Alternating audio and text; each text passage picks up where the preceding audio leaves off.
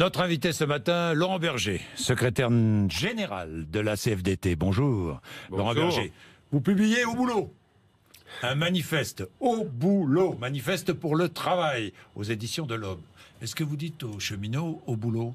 Non, c'est pas ça. Le titre, c'est au boulot pour dire arrêtons de considérer le travail comme une variable d'ajustement ou comme une quantité négligeable. Et c'est au boulot plutôt tous ceux qui considèrent que le travail ne serait qu'un coût. En fait, je veux montrer qu'il n'y a pas aujourd'hui de performance économique ou de performance sociale s'il n'y a pas de reconnaissance des travailleurs. C'est ce titre provocateur, c'est ce que veut dire ce titre un peu provocateur. Reconnaissance des travailleurs. Nous allons en parler à travers la grève de la SNCF. Édouard Philippe est ce matin l'invité de nos confrères de France Inter. Il vient de dire, je le cite, « Nous sommes déterminés à mettre en œuvre cette réforme. Je préférerais que la grève, qui est respectable parce que c'est un droit constitutionnel, soit la moins longue possible. Elle a été pensée pour avoir le maximum d'impact. Je pense à tous ceux qui ont besoin du train pour aller et venir. C'est notre liberté constitutionnelle. Je respecte les grévistes, mais au moins autant ceux qui ne font pas la grève et en subissent les effets. » Voilà ce qu'il dit.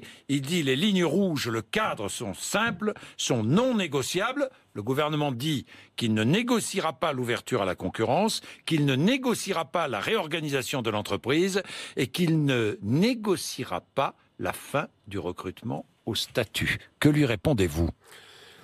D'abord, je lui réponds que nous pensons que la grève est évidemment un droit constitutionnel et la CFDT ne se réjouit pas que cette grève, elle perturbe la vie d'un certain nombre d'usagers. Et ce qu'il faut comprendre, c'est ce que nous voulons comme système ferroviaire demain.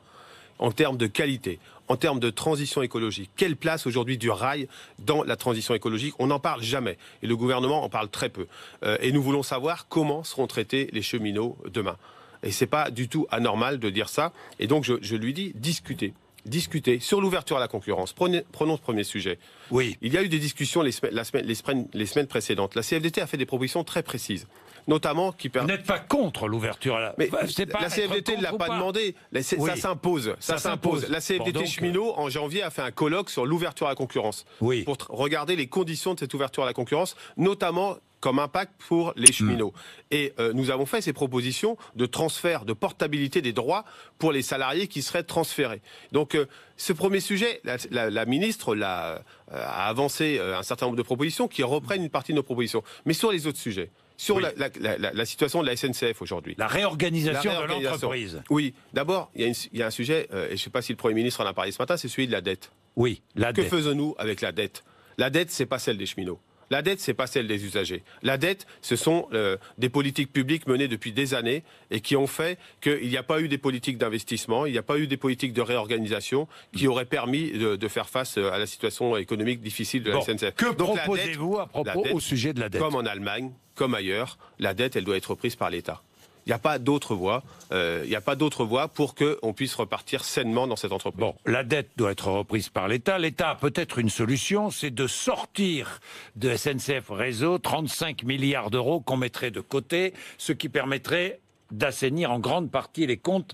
Je dis bien SNCF Réseau, qui est le lieu où la dette est la plus grande, puisqu'elle est de 45 ou 48 milliards d'euros de dette. C'est considérable. Avec une dette qui, d'année en année, de mois en mois, se creuse en plus. Et pour des raisons simples, c'est des logiques d'investissement. SNCF Réseau, ce sont les voies sur lesquelles nous circulons. Ils font l'objet de reportages régulièrement sur un certain nombre de voies qui font que on voit que ça se dégrade. Eh bien, il y a besoin d'investissement. Il y a besoin d'investissement. Enfin, moi, j'ai pas envie de faire croire aux Français, aux citoyens, que la SNCF c'est un problème. La SNCF, elle transporte tous les jours plus de 4 millions de voyageurs. Plus de 4 millions de voyageurs. Elle fonctionne. Si on voulait, ce serait des millions et des milliers de bus qu'il faudrait pour transporter les voyageurs. Donc ça fonctionne. En partie, ça fonctionne. Par contre, sur les petites lignes ou sur les lignes du quotidien, il n'y a pas eu l'investissement nécessaire. Parce que le politique a décidé à un moment donné de faire des lignes grande vitesse. Très bien. C'est très bien parce que ça permet d'aller vite dans un certain nombre de villes. Mais on oublie tous ceux qui tous les jours prennent le train et qui subissent la désorganisation, pas du fait des cheminots, je le redis, du fait de la faiblesse de l'investissement et qu'on n'ait pas pensé la SNCF comme un acteur majeur de la mobilité aujourd'hui. Réorganisation de l'entreprise, ça veut dire reprise de la dette par l'État. Pour vous, c'est un point essentiel. Je ne vois pas d'autre possibilité. Je vais vous dire franchement, Donc je ne vois pas d'autre possibilité. Du gouvernement qu'il vous annonce cela. Vous savez, il y a aujourd'hui, demain Oui. et dans les semaines à venir, la poursuite des discussions. Alors justement, Avec les organisations syndicales. Justement, vous allez vous réunir, tous les syndicats, ce matin. C'est cela? Vous parlez de la SNCF? Oui. La SNCF, ils sont en lien. Ce sont les fédérations de cheminots qui sont en lien régulièrement. Voilà. Bon, après, je parlerai des grands leaders syndicaux, mais je parle de la SNCF. Les syndicats vont se réunir, vont rencontrer, si j'ai bien compris, la ministre cet après-midi. Oui, cet après-midi, demain, comme ils l'ont fait la semaine dernière. Négociation ou pas? Oui, négociation. Moi, j'appelle le gouvernement à négocier. La CFDT, hier, elle a fait des propositions, la CFDT cheminot, a fait des propositions à un certain nombre de parlementaires sur tous les sujets qui sont sur la table, en disant, voilà ce que nous voulons, écoutez-nous. Depuis une semaine, 15 jours, 3 semaines, 1 mois, la CFDT cheminot dit au gouvernement, à la ministre, voilà ce que nous proposons. Alors, ces discussions ont lieu. Eh bien, maintenant qu'on envoie les conclusions. Alors, je résume. Sur l'ouverture à la concurrence, il y a eu des avancées, sur notamment la protection. Satisfait. Non, en tout cas, mais tout ça, ça se jugera au global, hein, vous avez bien compris. Au global. Mais en tout cas, sur l'ouverture à la concurrence, le fait que le cheminot qui sera transféré dans une autre entreprise garde sa protection aujourd'hui, oui, c'est un élément extrêmement important. Ce qu'on appelle le sac à dos social. Bon, ça, c'est un point important. Bon, donc sur l'ouverture à la concurrence, vous êtes en partie satisfait. Sur la réorganisation de l'entreprise, vous demandez la reprise de la dette par l'État. Et sur la fin du recrutement au statut, vous vous battez toujours sur contre la fin du recrutement au statut? Deux choses là-dessus. D'abord, moi, je veux qu'on arrête le fantasme sur le statut des cheminots. Je dis, arrêtons de faire croire qu'on a face à nous des privilégiés. La moitié des cheminots sont aujourd'hui à 1,3 fois le SMIC maximum. Ils travaillent presque, pour certains, jusqu'à 40 week-ends par an. Donc arrêtons de considérer que les cheminots, ce sont des privilégiés. Ils l'ont très très mal vécu. Vous savez, ils ont très mal vécu ça et le fait qu'on attaque leur entreprise. Deuxièmement, le gouvernement dit, la fin du recrutement au statut. Et puis il dit, rien à côté. On ne sait pas. En fait, ça veut dire qu'en gros, il faudrait considérer que ceux qui seraient embauchés demain, il y a une espèce de vide. On saute dans le précipice, puis on ne sait pas comment on est traité. Vous trouvez ça acceptable, vous? Moi, je ne trouve pas ça acceptable. Et donc, ça veut dire qu'ils nous disent comment ils comptent négocier une convention collective de haut niveau dans le secteur ferroviaire. Vous demandez comment on veut protéger des salariés qui, dans l'organisation du travail, sont soumis à beaucoup de perturbations familiales parce qu'ils partent plusieurs jours, parce qu'ils travaillent le week-end, parce qu'ils travaillent en horaire décalé. Travaillons ces questions-là. Pour l'instant, rien n'est sur la table sur le sujet une du côté du gouvernement. convention collective est discutée, négociée, mise en place, qui remplacerait le statut des cheminots, avec par exemple une mutuelle complémentaire pour tous les cheminots, vous accepteriez tout ça? Vous savez, la CFDT, elle se bat pour des droits pour les travailleurs, qu'ils soient reconnus, c'est ce que je vous disais tout à l'heure sur le livre.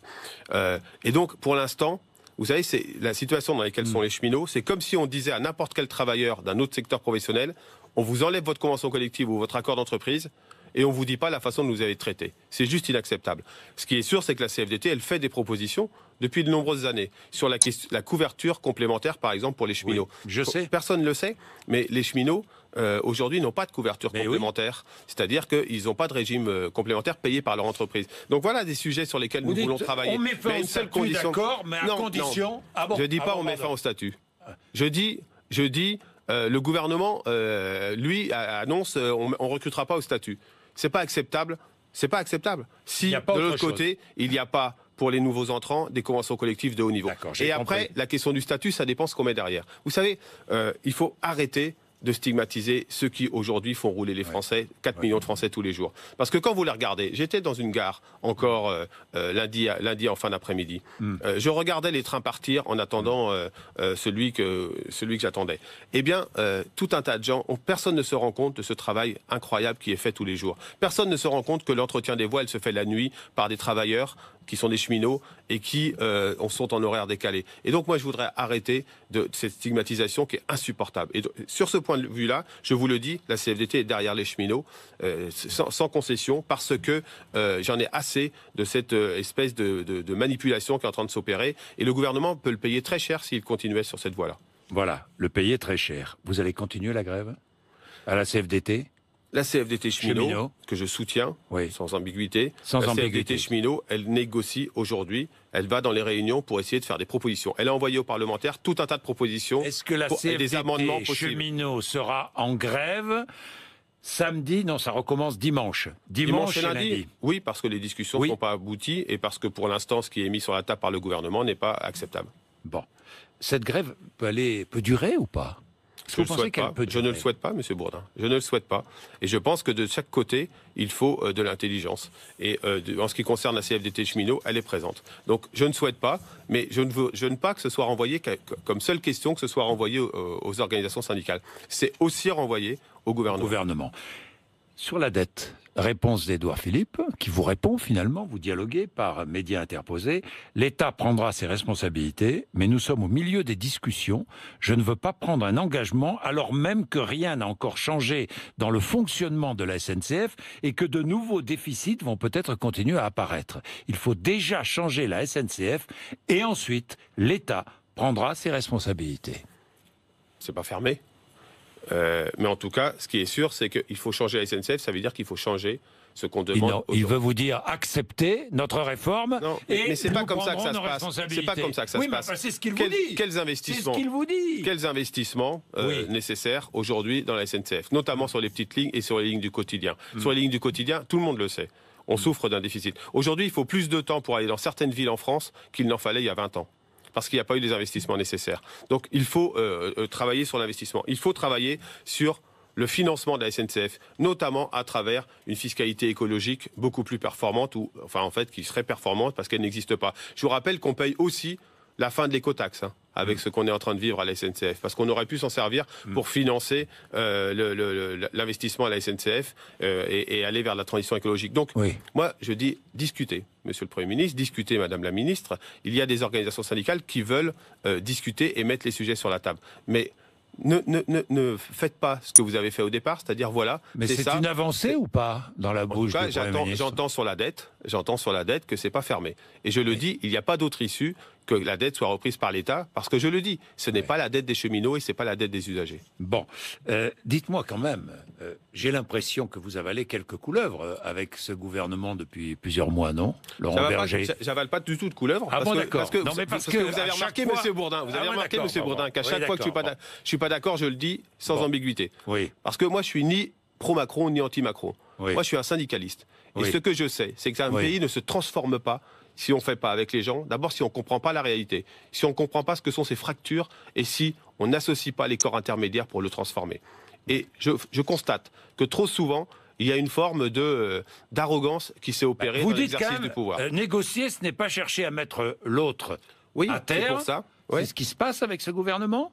C'est trop souvent, en tout cas sans forcément être mis à terre, c'est trop souvent la capacité, la volonté en tout cas de se passer des partenaires sociaux pour réformer. On négocie très bien, mais on a déjà décidé, quoi, c'est ça. Eh bien, c'est parfois le risque, oui. Oui, je le dis, le dis, et je le dis à plusieurs reprises. Ce gouvernement, s'il pratique trop l'arrogance ou la forme d'un pouvoir un peu vertical qui imposerait aux citoyens la façon dont ils voient les choses, eh ben, il se plantera. Il ne faudra pas venir nous chercher pour éteindre l'incendie, dites-vous. Oui, il se plantera pour une raison simple, c'est qu'il n'y a pas de réforme qui vaille s'il n'y a pas des explications qui vont avec et s'il n'y a pas le fait d'associer ceux qui sont concernés. Et vous savez, le pays va pas si bien que ça. Il ne faut pas oublier une chose, il y a un an, il y avait Marine Le Pen au second tour de l'élection présidentielle.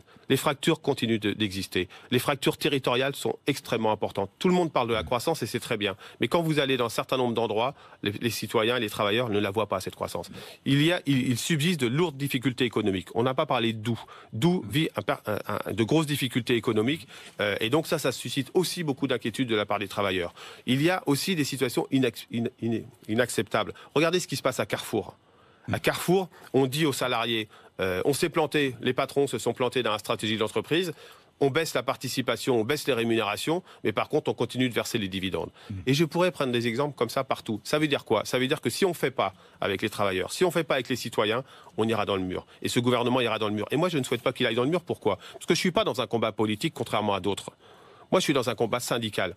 Je veux que la situation des salariés, des chômeurs, elle s'améliore. Et s'il va dans le mur, je ne sais pas ce qui se passe au niveau démocratique. Et donc, il faut qu'il en prenne conscience. S'il ne prend pas conscience de ça, je vous le dis, on aura un vrai problème démocratique dans les années à venir. Et je ne veux pas, la CFDT ne veut pas arriver dans cette situation. Vous allez rencontrer les autres leaders syndicaux.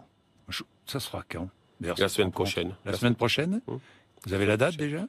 Je ne sais plus si c'est entre le 16 ou le 18. J'avoue que j'ai Philippe Martinez, Jean-Claude Maillet, enfin tous les leaders, seront autour de la table. Pour faire quoi?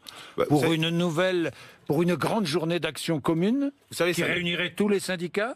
Pas forcément. Cela n'a rien d'exceptionnel, vous savez. Vous y êtes favorable ou pas, d'ailleurs? Parce que j'ai vu que la CGT voulait, que le 19 avril, tout le monde se retrouve dans la rue. Oui, mais vous y serez ou pas? Non, parce que le 19 avril, vous savez, la CGT, elle l'a annoncé à la fin d'une mobilisation, une journée, sans en avertir personne. Et en faisant croire qu'elle serait le leader maximo du mouvement social français. C'est une erreur, c'est une profonde erreur. Et moi, il y a un autre point de désaccord, c'est que je ne crois pas à la convergence des luttes. Ah bon? Vous n'y croyez pas? Mais tout simplement parce que la convergence des luttes, au service de quel résultat? Au service de quelle finalité? Aujourd'hui, moi, je préfère travailler sur les EHPAD, je préfère travailler sur Carrefour, je préfère travailler sur Doux, je préfère travailler sur les hôpitaux, je préfère travailler sur la justice, qui est aussi en mouvement aujourd'hui, pour regarder comment on obtient des résultats face aux difficultés qui sont celles de ces secteurs. Et donc, la convergence des luttes, c'est une approche politique. Moi, je suis pas dans une approche politique. Je suis pas dans l'opposition, je suis pas dans la majorité. C'est une grève politique, dites-moi, ces mouvements-là? Non. Pas la SNCF, c'est un mouvement. On a parlé du fond. On a parlé du fond. Mais ce que je veux dire, c'est quand on veut faire croire que c'est en conjuguant tous ces mécontentements qu'on obtiendrait des résultats concrets pour les travailleurs, on les leurre. Vous savez, pour Carrefour, la CFDT était dans le mouvement de la mobilisation samedi dernier, il y a un gros mouvement de protestation à Carrefour, on va continuer notre action. Dans la justice, on va continuer notre action. Dans les EHPAD, on continue de porter nos propositions, etc., etc.